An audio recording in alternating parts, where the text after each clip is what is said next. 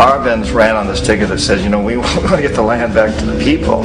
And once he took power, he was implementing policies that would do exactly that, give the land rights back to the people.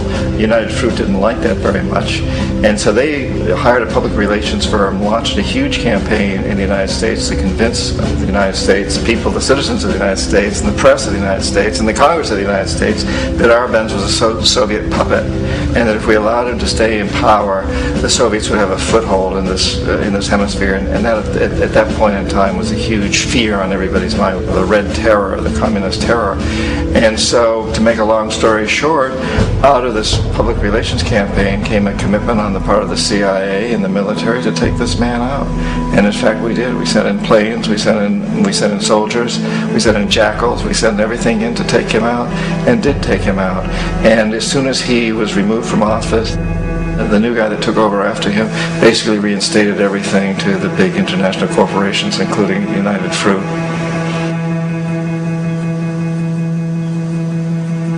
Ecuador for many, many years had been ruled by pro-U.S. dictators, often relatively brutal.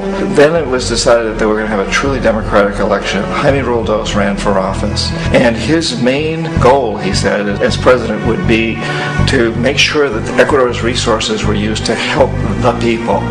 And he won, overwhelming, by more votes than anybody had ever won anything in Ecuador. And he began to implement these policies to make sure that the profits from oil went to help the people. Well, we didn't like that in the United States. I was sent down as one of several economic hitmen to change Roldos, to corrupt him, to bring him around, to let him know, okay, you can get very rich, you and your family, if you play our game, but if you continue to try to keep these policies you've promised, you're going to go. He wouldn't listen. He was assassinated. As soon as the plane crashed, the whole area was cordoned off. The only people that allowed in were U.S. military from a nearby base and some of the Ecuadorian military. When an investigation was launched, two of the key witnesses died in car accidents before they had a chance to testify. A lot of very, very strange things that went on around the assassination of Jaime Roldos.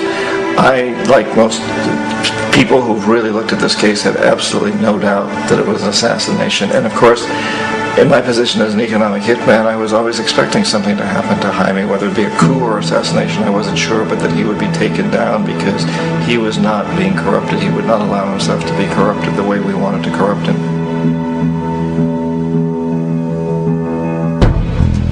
Omar Torrijos, president of Panama, was one of my favorite people. I really, really liked him. He was very charismatic. He was a guy who really wanted to help his country. And when I tried to bribe him or corrupt him, he said, look, John, he called me Juanito. He said, look, Juanito, I don't need the money.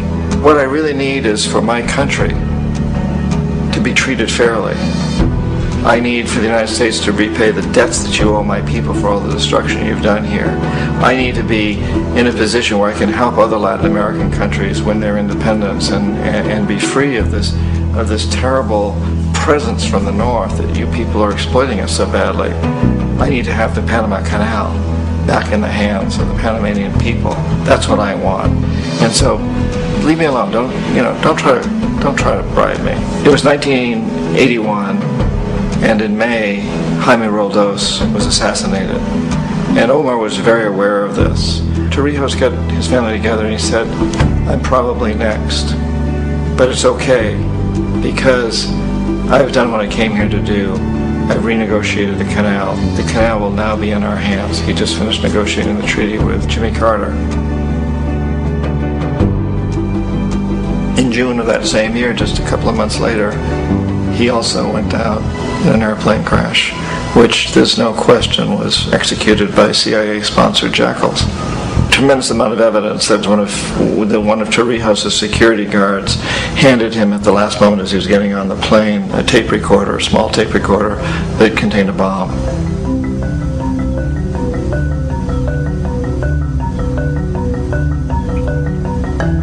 It is interesting to me how this system has continued pretty much the same way for years and years and years, except the economic hitmen have got better and better and better. Then we come up with, very recently, what happened in Venezuela.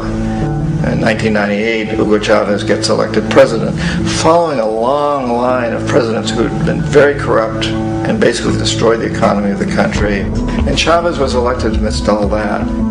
Chavez stood up to the United States, and he's done it primarily demanding that Venezuelan oil be used to help the Venezuelan people.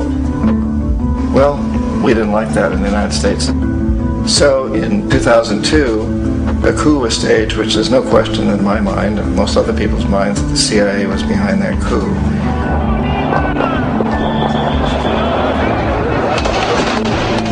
The way that coup was fomented was very reflective of what Kermit Roosevelt had done in Iran, of paying people to go out into the streets, to riot, to protest, to say this Chavez is very unpopular.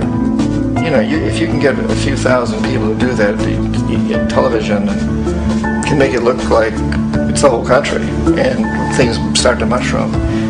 Except in the case of Chavez, he was smart enough, and the people were so strongly behind him that they overcame it, which was a phenomenal moment in the history of Latin America.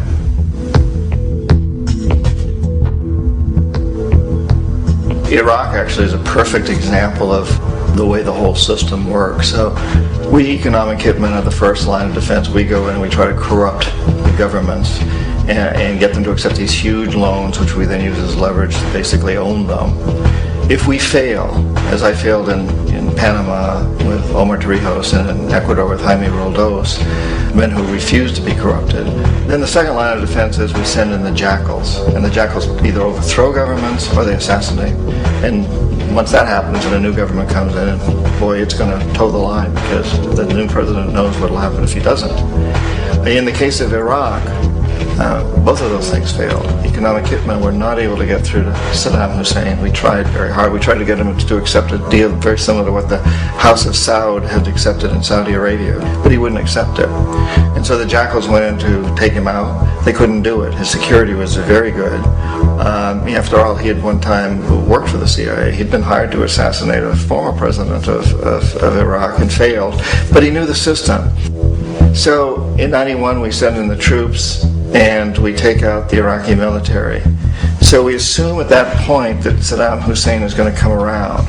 We could have taken him out, of course, at that time, but we didn't want him. He's the kind of strong man we like. He controls his people. We thought he could control the Kurds and keep the Iranians in their border and keep pumping oil for us. And then once we took out his military, now he's going to come around. So the economic hitmen go back in the 90s without success. If they'd had success, he'd still be running the country. We'd be selling him all the fighter jets he wants and everything else he wants. But they couldn't. They didn't have success. The jackals couldn't take him out again, so we sent the military in once again, and this time we did the complete job and took him out, and in the process created for ourselves some very, very lucrative construction deals. We had to reconstruct a country that we'd essentially destroyed, which is a pretty good deal if you own construction companies, big ones.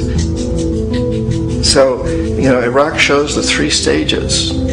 The economic hitmen failed there, the jackals failed there, and as a final measure, the military goes in.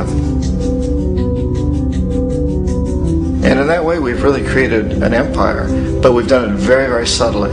It's clandestine. All the empires of the past were built on the military, and everybody knew they were building them. So the British knew they were building them, the French, the Germans, the Romans, the Greeks. And they were proud of it, and they always had some excuse, like spreading civilization, spreading some religion, something like that. But they knew they were doing it. We don't. The majority of the people in the United States have no idea that we're living off the benefits of a clandestine empire. That today there's more slavery in the world than ever before.